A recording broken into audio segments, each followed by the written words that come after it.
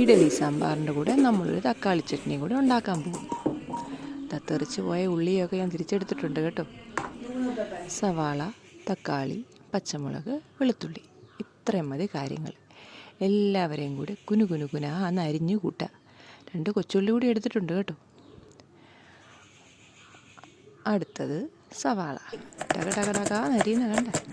വലിയ കാര്യമൊന്നുമില്ല. സവാള അരിഞ്ഞതിന് ശേഷം എഫക്റ്റിൽ കയറി 2x സ്പീഡ് ഇട്ട് കൊടുത്താൽ മതി.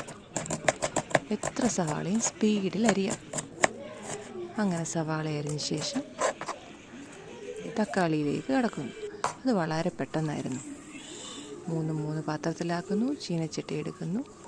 വെളിച്ചെണ്ണ ഒഴിക്കുന്നു. സവാള, പച്ചമുളക്, വെളുത്തുള്ളി വഴറ്റുന്നു. ആവശ്യത്തിന് ഇട്ടിടുന്നു. തക്കാളി വഴറ്റുന്നു. തക്കാളി വഴന്ന ശേഷം അതിലേക്ക് കായപ്പൊടി, അല്പം മുളക് പൊടി, പച്ചമുളക് ഇട്ടതാണേ, ഓർക്കണേ. പച്ചമുളക്, മുളക് പൊടി ഇട്ട് വഴറ്റുന്നു. വഴന്ന ശേഷം തണുത്തതിന് ശേഷം ഒരു മിക്സിയിലേക്ക് എടുക്കുന്നു. ലേശം വെള്ളം ഒഴിക്കുന്നു. പിന്നെ പറയണ്ടല്ലോ.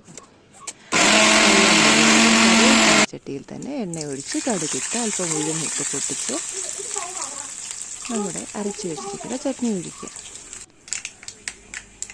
ഒന്നിളക്കുക. ഇതാ റെഡി. ഇനിയാണ് മെയിൻ പാർട്ട്. 3 ഇഡലി, കുറച്ച് ചട്നി,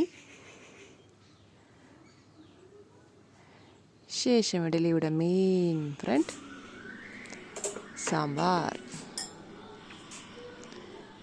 ഇത് 3 കൂട്ടി കഴിച്ചാലുള്ള ടേസ്റ്റ് എന്താണെന്ന് ഞാൻ പറയേണ്ട ആവശ്യമില്ലല്ലോ.